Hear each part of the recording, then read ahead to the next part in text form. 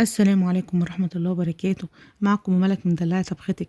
النهارده إن شاء الله هنعمل مع بعض عرق التريبيانكو بطريقة حلوة أوي، البنات اللي لسه مبتدئة ما عملتوش قبل كده. إن شاء الله الطريقة هتعجبكم، طريقة بسيطة جدًا وسهلة.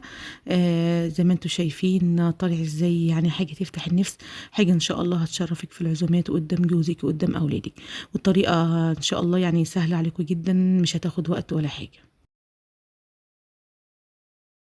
نقول بسم الله ونبدأ الفيديو. وما تنسيش يا حبيبتي تضغطي اللايك، ولو انت اول مره تشوفي قناتي ما تنسينيش بالاشتراك وتفعيل الجرس عشان خاطر يوصلك كل جديد.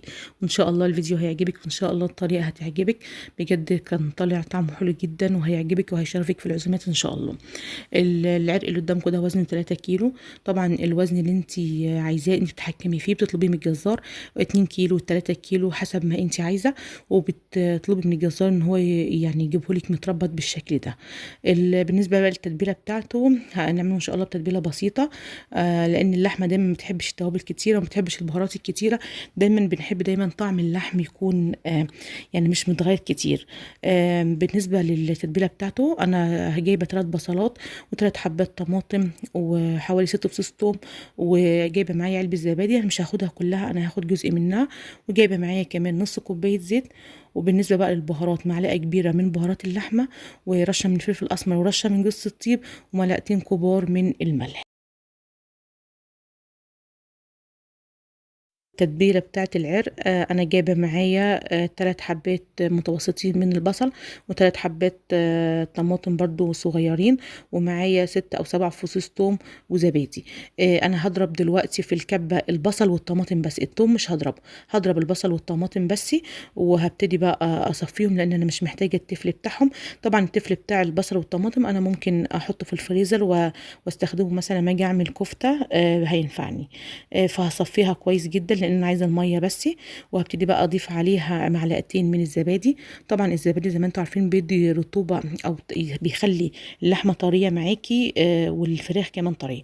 فانا هحط معلقتين واحط البهارات زي ما انا قلت لكم، معلقتين كبار من الملح، معلقه من بهارات اللحمه، ورشه من الفلفل الاسمر، ورشه صغيره من جوز الطيب.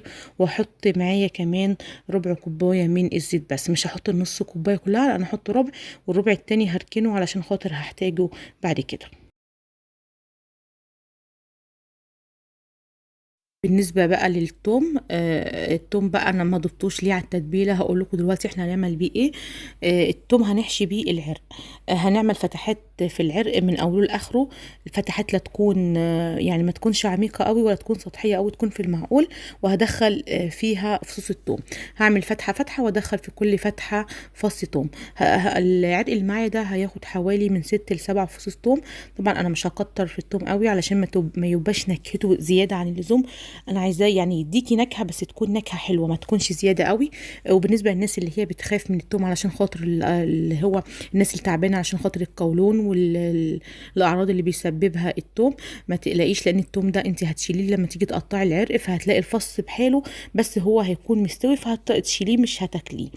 بعد ما بخلص بقى توزيع التوم على العرق، هبتدي اوزع التتبيله. طبعا اكون مقلباها كويس وهتاكد ان الملح داب كويس في التتبيله. يا ريت التتبيله دي يعني تقعديها في العرق كده من حوالي 10 ساعات، يعني قولي مثلا من بالليل لحد الصبح لما تيجي تعمليه، علشان يديكي التتبيله تكون العرق شربها كويس. ويكون كمان طعمها حلو، ما تبقاش اللحمه مايعه معاكي، يعني مش تتعبي ويطلع تعبك على ما فيش، لا يكون العرق متبل كويس، يكون نكهته حلوه. فهوزع التتبيله كويس جدا على العرق. ولو تعرفي تعملي زي فتحات صغيره في اللحمه عشان خاطر تاكدي ان التتبيله تدخل جوه اللحمه من جوه، لان زي ما انتم عارفين ان العرق بيكون يعني مليان شويه، فما يكونش من بره متبل وفي النص يكون مايع. بعد ما بخلص اتاكد ان انا وزعت التتبيله كلها، ممكن بقى اجيب يعني اعمل حاجه كويسه عشان اتاكد ان التتبيله العرق هيتشربها كويس. هجيب معايا كيسه بلاستيك وهحط فيها العرق. وطبعا تكون الكيسه يعني ايه في حجم العرق كده، تكون كبيره وحلوه. وهبتدي احط عليها التتبيله اللي معايا.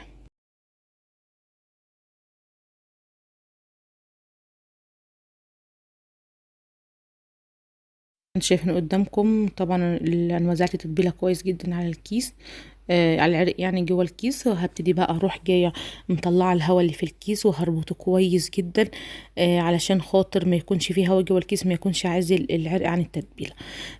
بعد ما بربطه كويس هحطه بقى في التلاجة وهسيبه من بالليل لحد الصبح.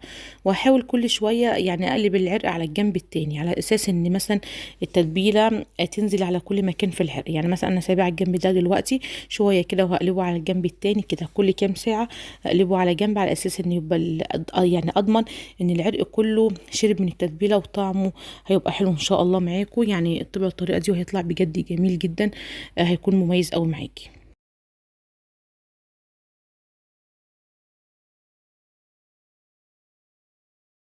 بعد بقى ما سيبنا العرق طولة الليل في التلاجة، خلاص بقى شرب التتبيلة واتبل كويس، وقلبت على كل جنب زي ما قلت لكم. خلاص اتأكدي كده ان هو شرب كويس واتبل كويس. نبتدي بقى نعمل له صدمة على النار علشان خاطر نقفل المسام اللي فيه كلها، وكمان الصدمة دي تديله لون حلو.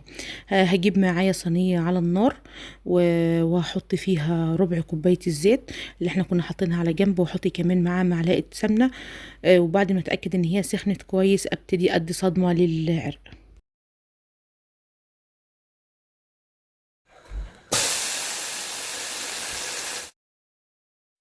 بقلب بقى العرق على كل الجوانب بتاعته علشان اتاكد ان المسام بتاعته اتقفلت، وكمان عشان خاطر اديله لون حلو.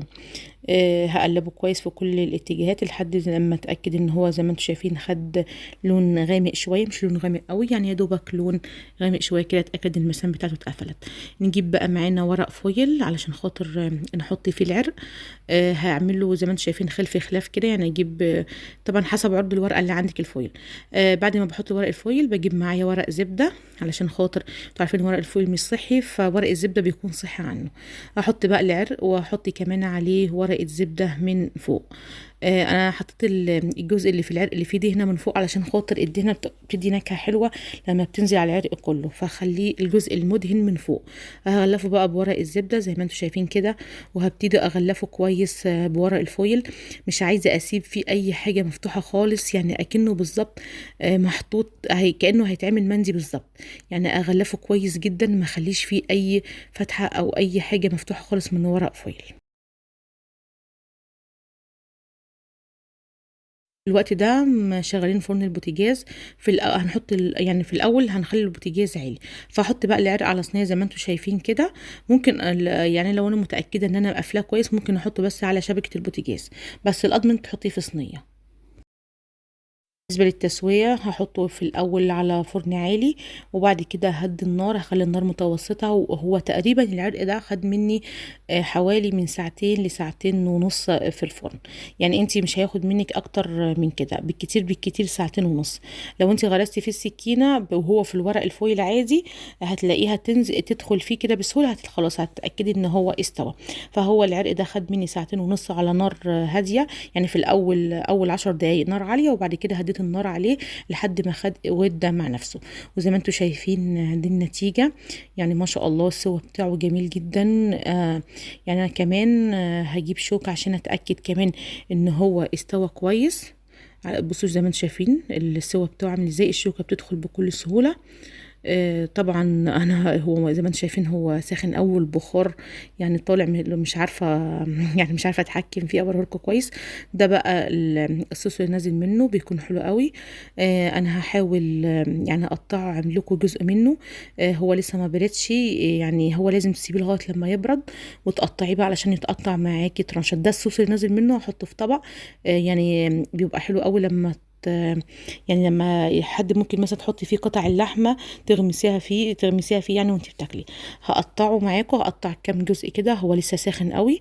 طبعا لما يبرد هيبقى سهل التقطيع اكتر زي ما انتم شايفين وانا بقطعه، البخار عمال يطلع منه. وبالهنا والشفا، وان شاء الله بجد الطريقه هتعجبكم. ما تنسيش يا حبيبتي لو ما تشوفي الفيديو تضغطي لايك، ولو حابه تشتركي نوريني بالاشتراك وفعلي الجرس عشان خاطر يوصلك كل جديد. واستخدمي الطريقه دي وقولي لي في التعليقات. وبالهنا والشفا على قلبكم، والسلام عليكم ورحمه الله وبركاته.